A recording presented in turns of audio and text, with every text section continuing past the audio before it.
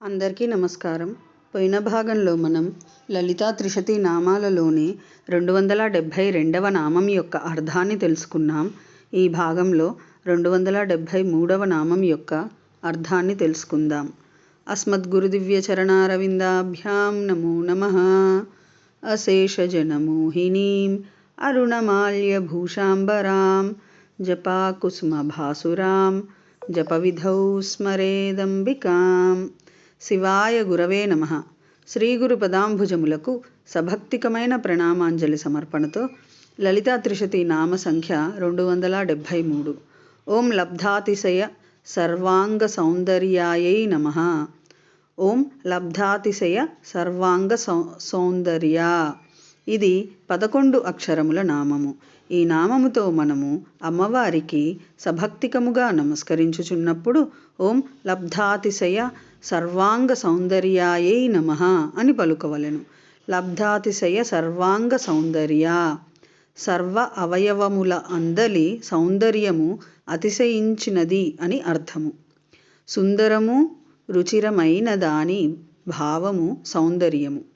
సర్వావయవములందలి సౌందర్యము అతిశయించినది కావున పరదేవత పరమేశ్వరి పరాభట్టారిక జగన్మాత పరాశక్తి శ్రీ లలితామహాత్రిపుర సుందరీదేవి లబ్ధాతిశయ సర్వాంగ సౌందర్య అగును. సర్వాంగముల అందు సౌందర్యాతిశయము కలది కావున శ్రీ రాజరాజేశ్వరి మహామహేశ్వరి పరాభట్టారిక జగన్మాత పరాశక్తి శ్రీ లలితామహాత్రిపుర సుందరీదేవి లబ్ధాతిశయ సర్వాంగ సౌందర్య అనుచు స్థవనీయురాలగుచున్నది. సాముద్రికా శాస్త్రములో చెప్పిన రీతిగా అవయవ సంఘటనము కలది అగుట చేసి సర్వ మనోహరమూర్తి అని భావము.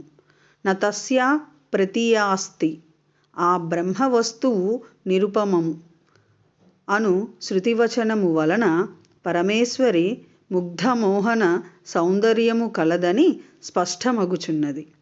ఓం ఐం హ్రీం శ్రీం లబ్ధాతిశయ సర్వాంగ సౌందర్యాయై నమః. శివశక్తి రూపాయ నమః శివాయ.